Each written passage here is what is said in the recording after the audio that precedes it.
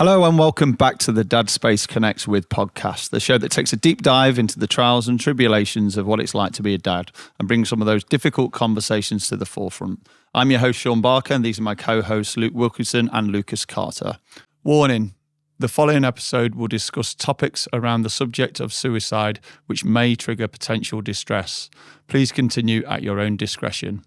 If you need any support around anything discussed, please see the details in the episode's written description. Today we'll be talking to David Allerton. Welcome, David. Hi, nice to be here. Good to see you. So before we get into chatting to David, small talk, this is your thing, mate. This is my Away era. you go. What we're talking about today. Right, fellas, we're all talking. Favourite TV series of all time. Hit me with it. I'll tell you what, we've had pre-discussion about this beforehand. So, Wilko, you get us started, and then everyone watch Box's face drop as he talks about it. So, Only Way is Essex, just a bit of Trash's TV, just to wind you up, Box. I just know that, just to get under your skin, I was late, and now I like Only Way is Essex, so we do that. But in all seriousness, Line of Duty / its sister programme, Trigger Point. That's my go-to. A bit edgy, a bit... Ooh. Ooh. a little bit. Ooh. And then Only Way is Essex, just like, oh, this is great. So is that sort of like a switch off? Only Way is Essex, switch off? It sounds as bizarre it is. That is my zen. Okay. So I've never watched it. I'd tell you what, probably not I'm the going to first invite time. you one round for a cup of tea, Okay. put our feet up, Okay. watch a bit of Essex. Okay. You'll love it. I kind of feel like I've had this answer before and just absolutely not happening. Not happening, mate. It will. It will? promise you. Okay. Yeah. I've got to open my You'll be there, mind you'll and- come in and be polite. No, like Okay. 30 seconds later go, sorry, kids are ill, I've got to go. I've got to go. But yeah, that's, yeah. So only that, it sounds weird, but that's my zen. Okay. I quite like it that you've got Trigger Point, you get a bit nervous, it gets tense. I'll stick Only Way is Essex on, calm down. Yeah. Oh, no, it's not. No, it's not like straight after because I mention what's happening. It's like, how can I describe it? I do it at random times. So Sam will go mad, going, you're just sitting there watching it. Yeah, no, I'm just catching up. I do it at weird times. Okay. I'm a weird guy. Yeah, well, we've noticed that a few times, yeah. You sorry. guys, what's your TV of choice? Go on, David. So I don't watch a huge amount of TV, so it's a bit of a hard one for me, but I think I either like stuff that's a bit psychological, but it's easy to watch. So it's something that's on TV. I'm not going on Netflix and search for it. So things like the SAS, Who Dares Wins, kind of seeing how people get through that. I really liked Big Brother when that was original, and you kind of get into seeing how all those people suddenly combine. Traitors, I really like that, especially towards the end when that heats up. I really like those bits. And then my weird one is because I've got a son who's just getting into it now, is Gladiators. Okay. I am probably That's back not into weird. that now. That's not weird. That's incredible. I presume the latest ones you haven't taken. Yes, to the I original. haven't Yeah. taken. I've not gone My back wife- to watch this. My wife was so excited when she knew Gladiators was coming back honestly. on. She couldn't wait for it. Well, she got us everyone round on a Saturday night to watch the Gladiators. Proper Our Saturday kids were night like, TV. after about 2 minutes ago, not interested. But the wife stuck with it. She quite enjoyed it. So the original Gladiators is great as well. Yeah, no. Yeah. I'm thinking I might get one of those foam fingers as well. Yeah. To really get in the mood. Yeah. Oh, no, I Can couldn't we, do that. David, can you be our fourth person? I think you fit in, David. Not just the guest. I think you fit with us, David. Is it because I'm going with the weird ones? with you? 100%. I've got a lot of That's time it. for you, David. A lot of time for you. Lucas? I'll enlighten everyone. I'm going to go for, my easy go-to, like Walker says, like his comfort watch is the US Office. And I will say the US after they ditch the UK script. As soon as they go off the UK script, the sound.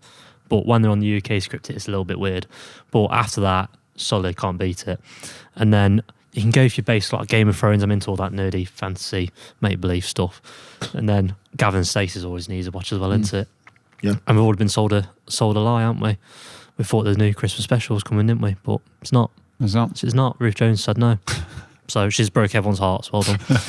So we wholeheartedly dislike Ruth Jones right now. And by we, I say me. Yeah. Yeah. Not as an establishment. Yeah. So I'm, I don't know which way to go with this. I don't know whether to go the little bit slightly snobby, critical kind of way, or to go with what you watch the most. Bit of both. Go a bit of both. So what I've watched the most is probably Family Guy.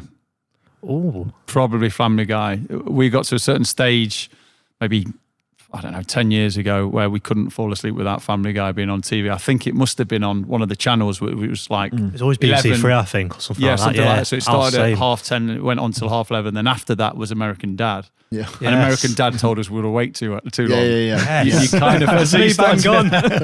American Dad. Dad... I was like 15, 16, sat with him for so school American next day. Dad wasn't quite as good as Family Guy. Still not bad, but not quite as good. And if you got to American Dad, you're awake far too long. Normally you fell asleep. That was a Family switch Guy. one to like... Yeah. I need to think about it, Yeah, I need to stop. So that's right up there. I love The Wire, but I'm only into season 4 or 5 because the wife falls asleep every time I watch it because she thinks it's really slow and a bit boring.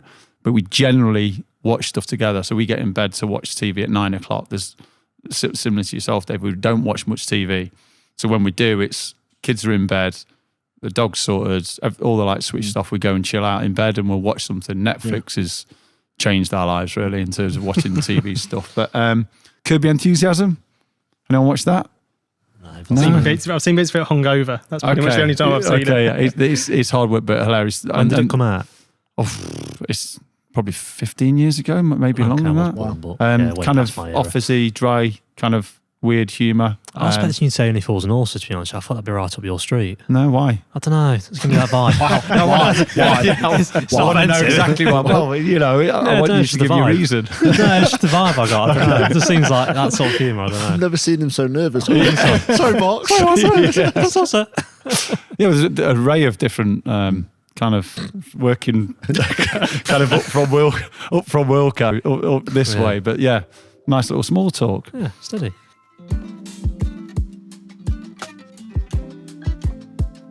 At Connected, we provide free perinatal peer support for parents across Derby.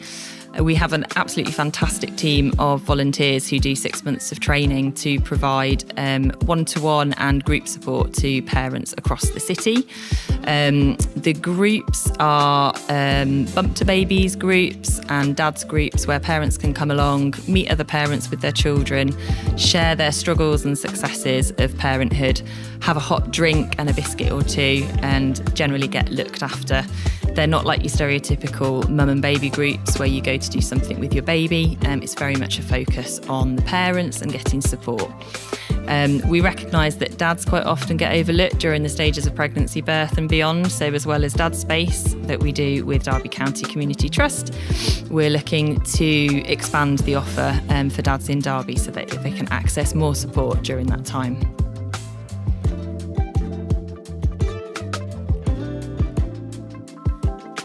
So you're going to introduce us to David and obviously explain why he's on the podcast of today. course. So I was lucky enough to meet David through our Dad Space groups we do on a Thursday night. So Connect do run the group with. Obviously, you'll see their logo on the screen.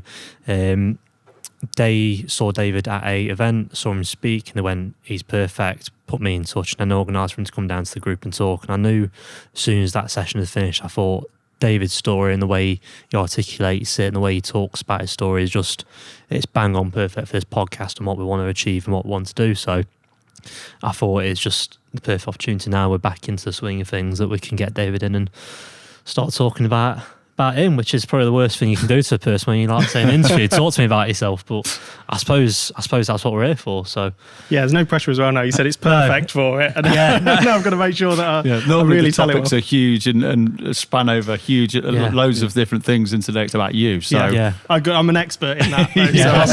I've got no facts and figures this time either. So it's purely David. Yeah. My speciality is out the window here, so it's all on David.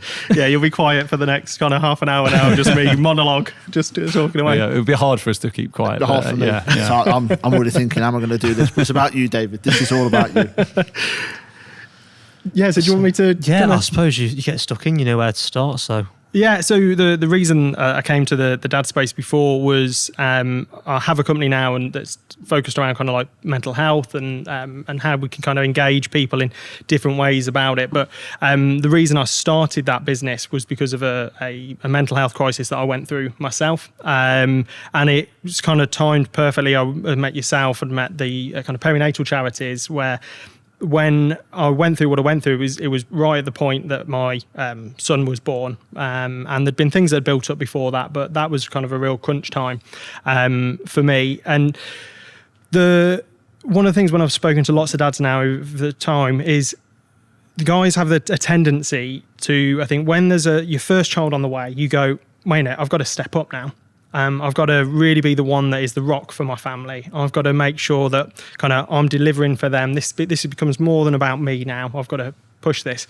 And those responsibilities in turn are trying to earn more money, or how I'm going to make sure that I'm a kind of emotionally stable for them, or make sure that I'm available. What I ended up doing was doing the complete opposite of what I should. I started to shut down, and all the things that I was feeling internally, all those stresses about, okay, where am I going to find the money from? How am I going to pay for things? We moved house literally at the point that my son was born. We decided we were going to build a house. I changed jobs. I did all these things. Literally, it was the worst. I'd never give this advice to anybody. And then rather than me talk about, okay, well, actually, I'm feeling this at the moment. This is difficult. I just bottled it and pushed it all in. And then it kind of goes on this vicious spiral. And I talk quite a lot about what I call thought trains. And I think everybody has them. It's where you get that first little bit that crops up into your head, and it's like, okay, how am I going to afford this thing that's coming up at the moment? And then that turns into, okay, well, you're going to have to do this, or no, this might happen. And it just spirals out of control. And suddenly you can be having these completely bonkers thoughts that you're like, well, I'm going to have to, I'll give you the perfect example. So when I decided, when I first started having thoughts that I was going to commit suicide, I actually took out life insurance. And I took it out because I could get a very large payout from my family, and that would deal with all the financial bits. And I'd worked it out that there was enough to pay for the house and bits. There was enough that would leave a good amount of money for my partner to live on. There was enough money to pay for bits for my son. Yeah, that makes perfect sense. That's how I'm going to solve this problem. And when I took it out, there was actually a clause in the insurance so that you could go for 1 year, and then you could commit suicide and they'd pay out. And it was like, well, this is brilliant. This is going to solve it. And then as soon as that sits in your head, that just becomes this awful seed that just doesn't go away. And I literally every single day was then going through these trains and trains of thoughts about, in horrible detail, of how I would do it, what if somebody finds me, how do I work around that? And I was listening to a podcast the other day, actually. I had Ramesh Ranganathan on, and he was talking about how he had thoughts like that. And you actually start to fantasize about it, because it almost becomes an escape for, I don't have to think about the stresses I've got now. I don't have to think about the reality of bits. What I can do is I can spend 2 hours in my own head planning how I'm going to kill myself. And it feels like a solution, and it feels like you're almost getting somewhere. I'm dealing with this, and you just sit and plow into those thoughts, and they build and build. And when we got to COVID, suddenly some of the things that I'd used work previously as a bit of an escape, that all changed and was different, and I had to then go stuck in this one space with my partner, who probably my biggest guilt over all of it was that because I'd gone cold, I'd stopped connecting with her, and I wasn't allowing her in. I wasn't showing her the love that she deserved from it. And that actually, by me thinking this, I'm doing the best thing here by seeming like a rock, seeming steady, holding everything, bottling it all in, actually was the worst, because it shut her out of it. And it was horrific for her to go through that, of being with somebody who's just cold to you. And it got to a point then where it wasn't a year, and I decided this was it. I can't go any longer. So I decided I was going to make it look like an accident instead, and that was going to get me the payout, and do that. And to go into a little bit of detail, my plan was to basically drive into a motorway bridge with my seatbelt off. I'd taken my seatbelt off. I'd looked at my phone because I had a picture of my son in for the last time. I threw that into the footwell on the opposite side, and so it looked like I was reaching down to get it. And I just drove straight for it. And in all these hours where I'd planned what it was going to be like and how it was going to work, I didn't factor in a traffic cone. And as I went for it, I clipped a traffic cone. It hit the side of the car, and instantly you just have to pull out. Something happens. and that pulled me out of it. I stopped the car literally in the middle of the motorway, then managed to pull over, and then the rest is a bit of a blur, to be honest, after that. But that was the point for me where it was like, this has gone way too far. Like I was that far off. I was, an inch off clipping a traffic cone to ending it. And I'd love to say that suddenly there was this, okay, right, that's it. I've realised and everything's now, I don't want to do that, and it goes away. But I didn't tell my other half for probably about 6 months. I just kept locked in still.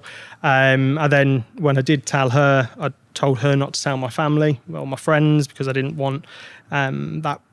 Again, it just felt like a burden. My job was to not be the burden. It's the opposite. So to hold everything in. And I went and got. My partner told me that I had to go and get help, and went to the GP, and that wasn't the best experience in the world. I think the NHS does an amazing job, but mental health is one where we really don't quite know how to deal with it, I think, at the moment. So it was dealt with as almost like an injury. Okay, you do this, and this, and you're cured. I think I mentioned in our talk before, in one of the sessions really early on, I had these 3 psychologists, mental health practitioners, I'm not sure who they were, and I told them about it was to do with money, and I probably didn't tell them the full open truth. I was probably still a bit guarded, and told them about this insurance.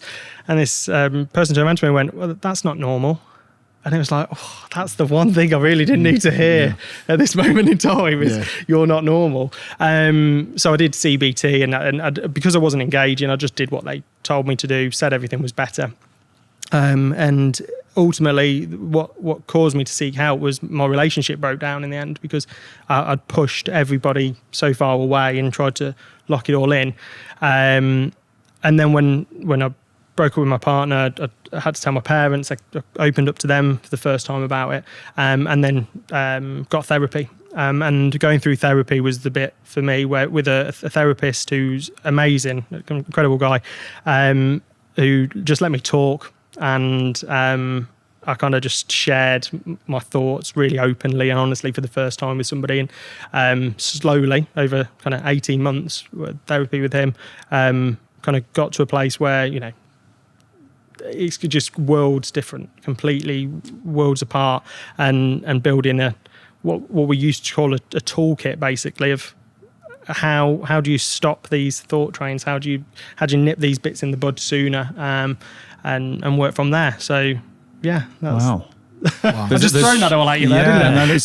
It's a lot to dissect in such a brief time for us. But I suppose my first question would be, did you struggle with mental health and mental well-being prior to, kind of before this, I suppose, surge of emotion and for like the pregnancy and things like that? Was there signs? Did you struggle with your mental health before that? Was this almost a trigger to escalate it?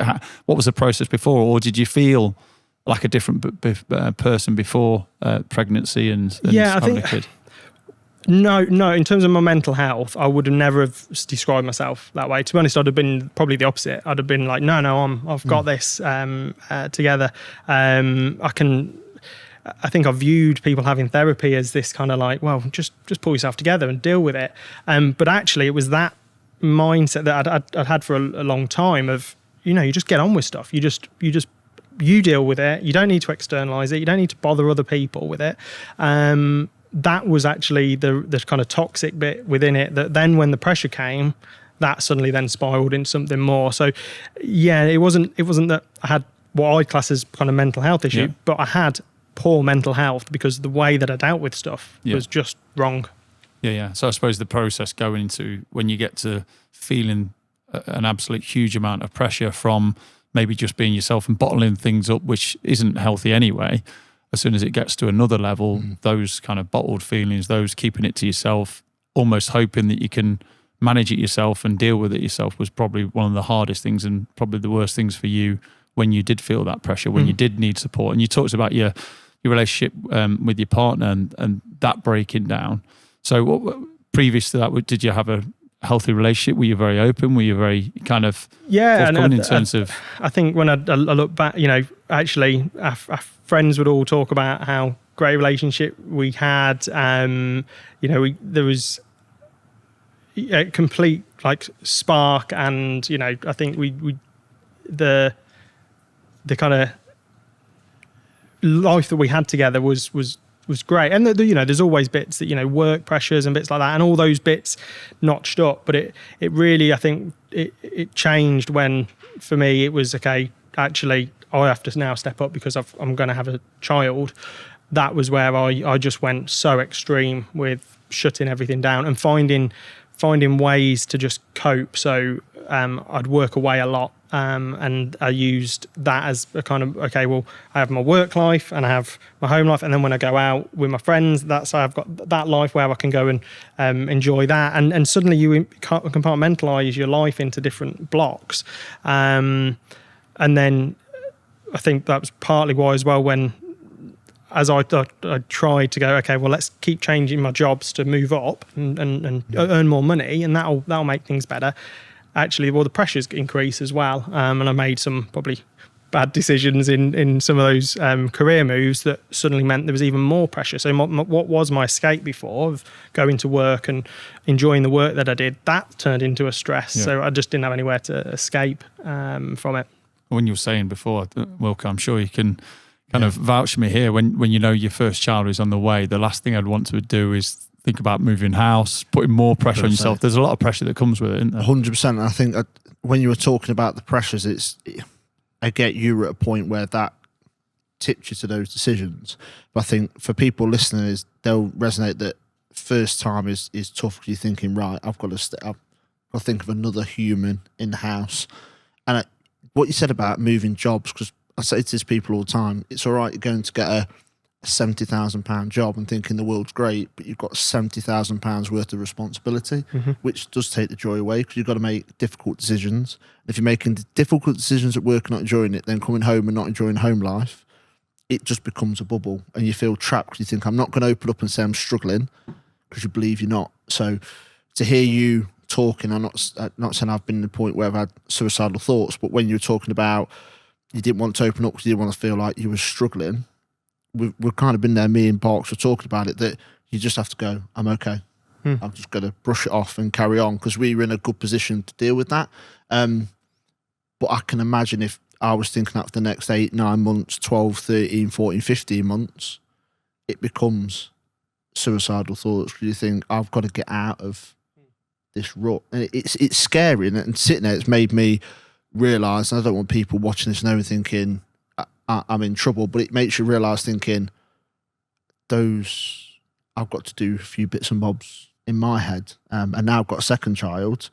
Nursery fees are ridiculous, ridiculous. And we sit there every week going, I don't know how we're going to do it.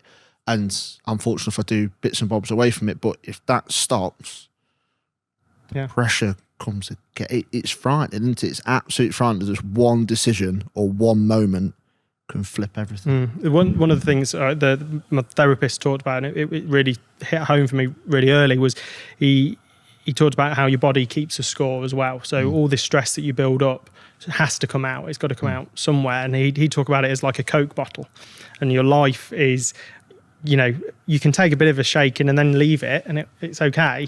But if you keep just shaking this Coke bottle, the pressure in there builds up. And then when you come to open it, it completely explodes. And that was where the big thing for him was about, okay, we've got to just keep opening that cap little by little, just letting pressure out, and me prioritising myself, because, and I think sometimes when you say, I was being really selfless, and that it wasn't a good thing. Me going, I can't, share my thoughts with my partner or my parents or my friends because I'm worried about the impact it has on them. That's not being selfless, really. It's the analogy of, when a plane crashes at sea and they say you've got to get your own life jacket on first. What I did is I just jumped straight into the sea and was like, well, I'll save everybody. And actually I was drowning and dragging everybody down with me. And actually taking some time out to go, you know what, I have to be the best version of me to be the best version for everybody else. Yeah. How quickly, I suppose, does it go from feeling the pressure, mentally really struggling with everything that was going on in your life, to then becoming a suicidal thought? Was it a quick process? Because you said you had a long time to think about what you wanted to do and how you wanted to do it. Was it a quick kind of process from how you felt, the pressures, to making a decision you wanted to in your life, and then it took a year or so before you almost followed through or tried to follow through? Or was that a build-up? Was that like a gradual step-by-step where things got a little worse? You felt a little bit more kind of isolated, a little bit more pressure. How does that build up? Yeah, I can't say that I know the exact moment where I first kind of thought, oh, actually, you know what, I want to take my own life.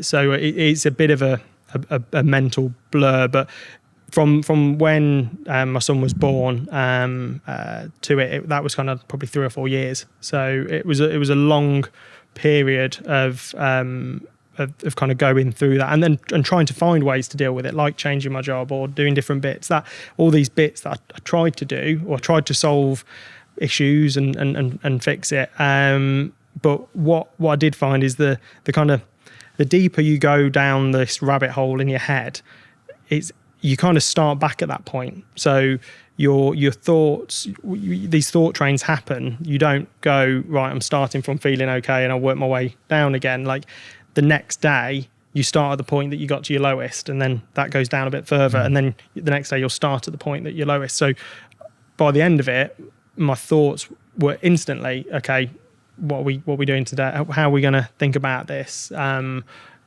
won't go into the graphic detail that at times you think about it, but that was just straight into that. And I honestly spent hundreds and hundreds of hours planning my own suicide. And as well, most of the people around me wouldn't have known. I went on holiday, and people wouldn't have particularly picked up on it. My friends, when I opened up to them, quite a few of them were quite surprised that you wouldn't be the person that I'd expect this of. It's just all sits kind of mentally inside your head, and that's the worst bit as well. To get into some of the science of it, your thoughts in your emotional part of your brain kind of sit within a part of literally a physical center of the brain. So that gets all the external actions and then decides what your emotion is going to be.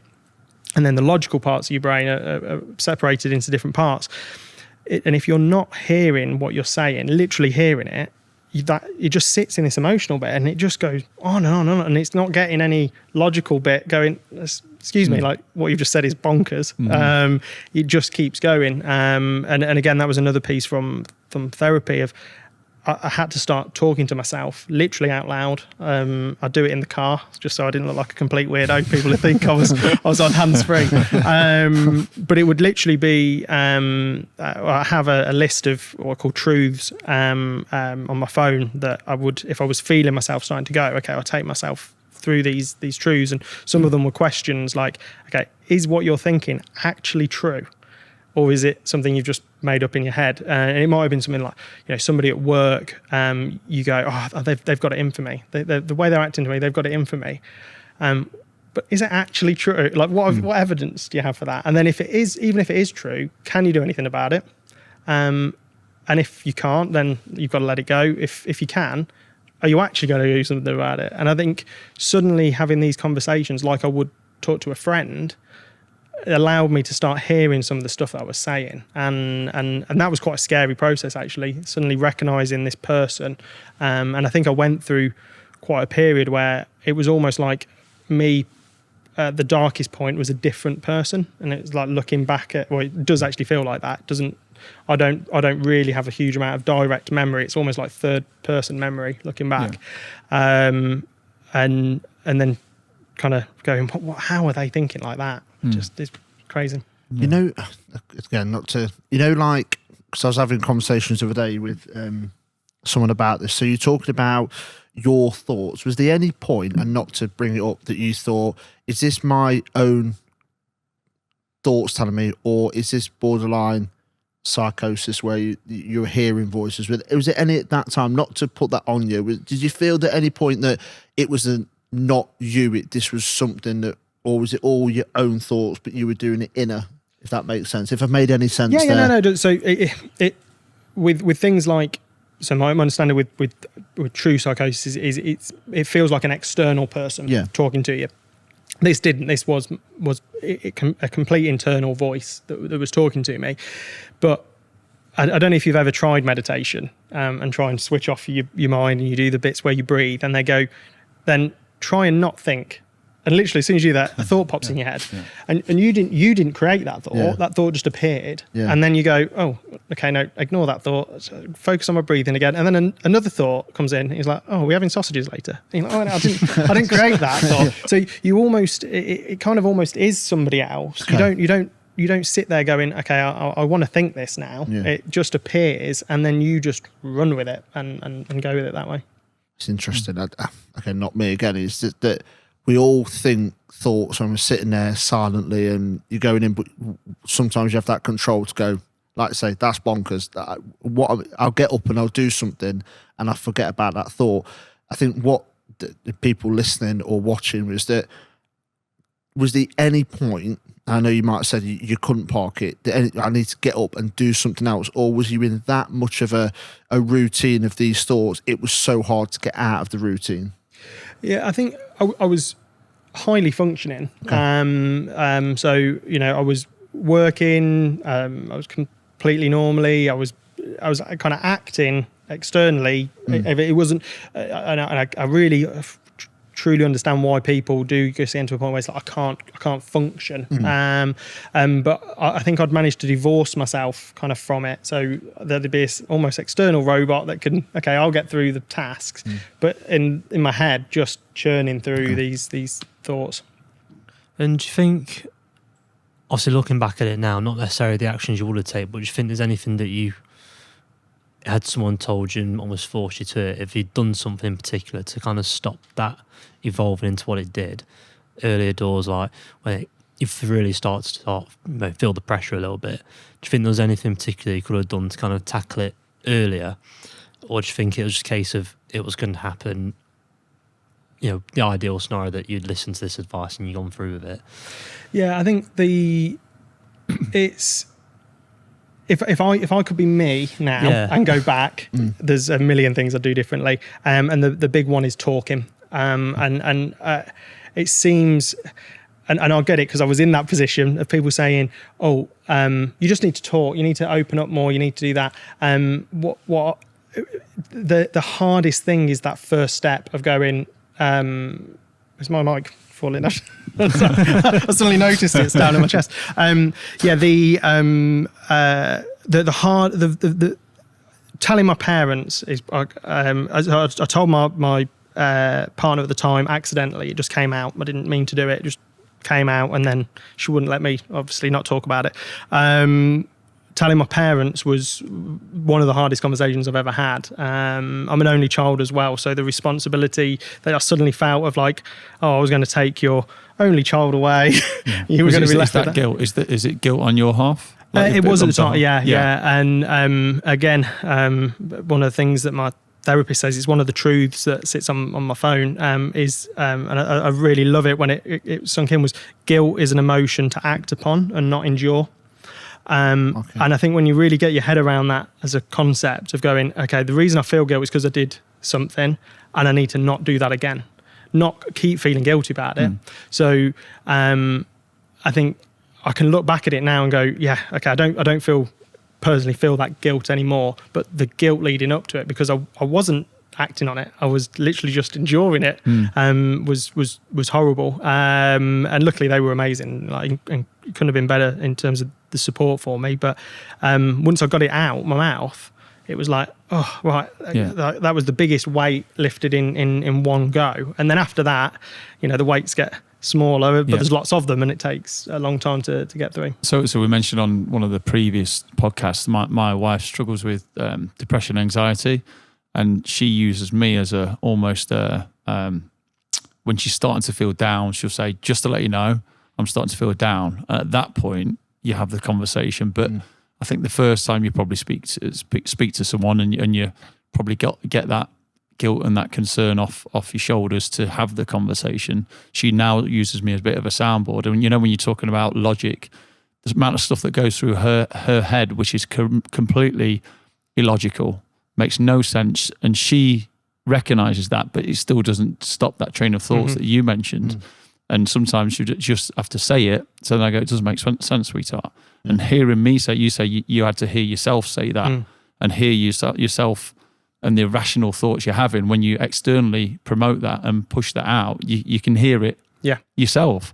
And she uses me as a bit of a soundboard and an opportunity to raise those kind of illogical thoughts. And when she hears it, she goes, it's mental. Like, it's crazy that I can come up with that sort of idea in my head, but as soon as someone says it out loud, I can see the irrationality. I can see that it's not me thinking it. It's just something else that's almost taken over. Yeah. So how did you stop those train of thoughts? What are the key things that you've taken from, whether it be meditation, as you mentioned, talking, therapist? What are the key things that you've taken to go, that made a huge difference to me and could make a huge difference to someone else? Yeah, so the biggest one was talking to my friends, my family, and I have a great relationship with my ex-partner now, and able to talk, and suddenly the more you do it, the easier it gets. And that was probably the biggest single mover. Having therapy and having somebody that, I think technically he says it's called client-led therapy. So it was basically, I talk, and then he which you can see I'm very good at, and then he would interject. Normally when I said something that it was like, no, that, again, just pick up, go back and think about what you just said. That was mostly what we talk about, or we might throw out a little nugget like the guilt one, and I take that away and work that way. And that was a massive piece of it as well. And I think the speaking out loud, I can't recommend that enough. Actually, when you're having these thought trains, especially at night, just verbalizing it and getting to hear yourself and acknowledge it, that's amazing. Wonderful. So there's a couple of things that I want to finish with it, unless you want to go. No, I remember when you came there, I talked to a group. There was one thing that kind of sat with me, and I really kind of connect with that when you talk about the irrational thoughts that come in and then how you deal with those. And I think it was the red balloon. Oh yeah. The red balloon process. Obviously, the thoughts come across you. You acknowledge a red balloon. Let it have its time. Acknowledge it, see it, and then see you later. Off you go. You've had your time. Yeah, because I think it's when you're having these thoughts, that the hardest bit is to spot it before it gets really deep. And the quicker you can spot, okay, I'm going into a bit of the thought train here, you can go, okay, right, how do I deal with this? So it is that it was, again, one of my therapist things was, okay, it's this balloon that you will see. When you start to, your gut tells you're having a negative thought, you will literally see this balloon floating into view, acknowledge it, and then just bat it away.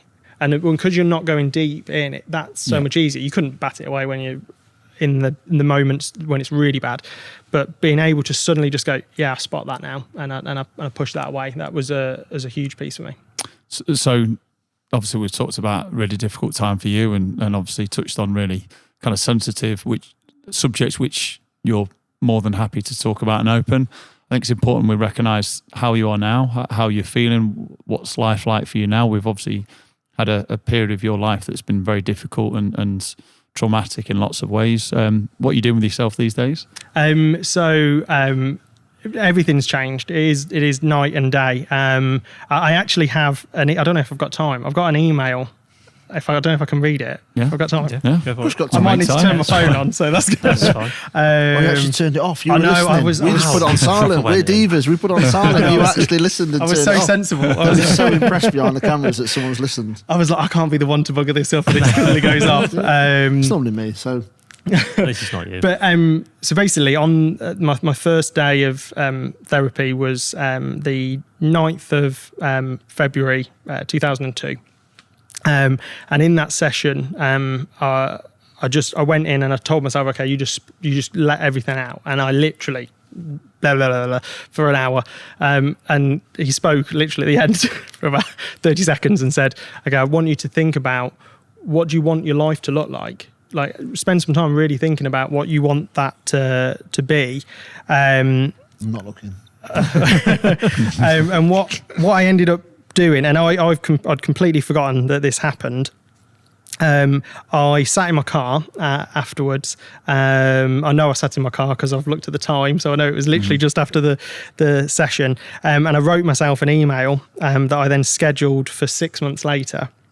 And so one day I was working away, and I decided I was setting up my business. I'd given it its name. The name of the business is Self, a little bit of self-promotion, but it's called Self. And I got an email that popped up that said, past Self. And I was like, oh, I haven't really told anybody about the business. What is it?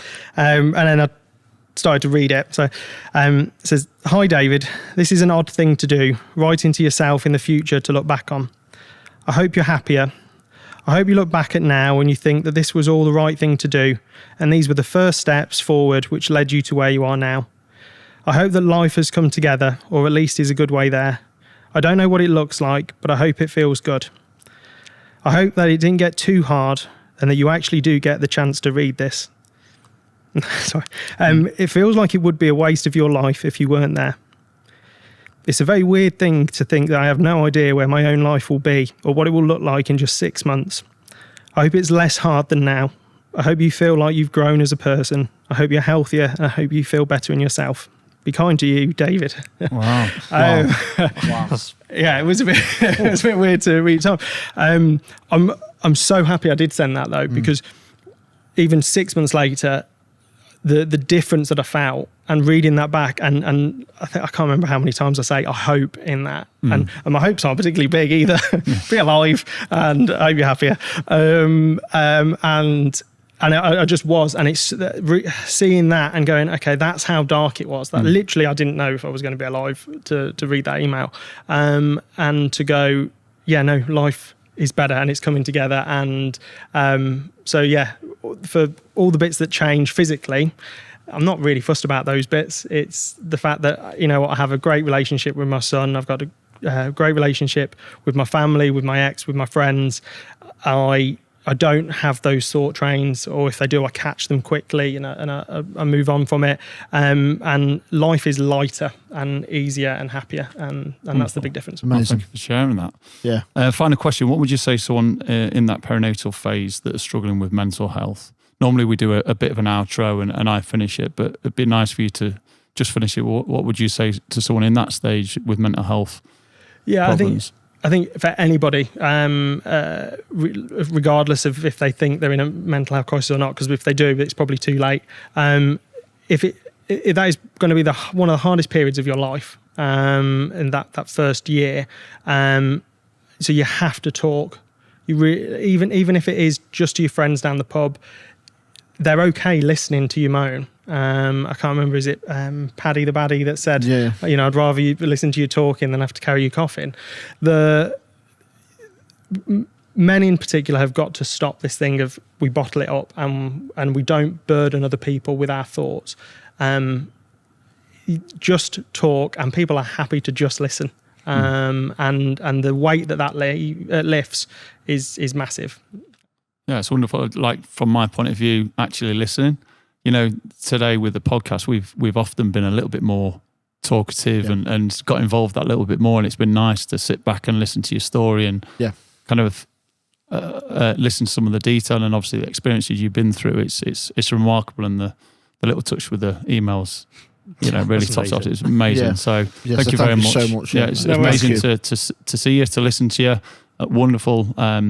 Kind of end to the story, and I want to thank you all, and obviously thank you both for coming. Yes, thank you very much. Cheers. Thank you. If you've been affected by anything discussed in this episode, you can contact Samaritans by calling 116 123 or email joe@samaritans.co.uk. You can also contact Derbyshire Mental Health Helpline and Support Service on 0800 028 0077. Thank you for tuning into the Dad Space podcast. Please join us next time. Remember to like and subscribe to the channel, and for any information regarding Dad Space groups where we discuss these kind of topics, please visit the Derby County Community Trust website. See you next time.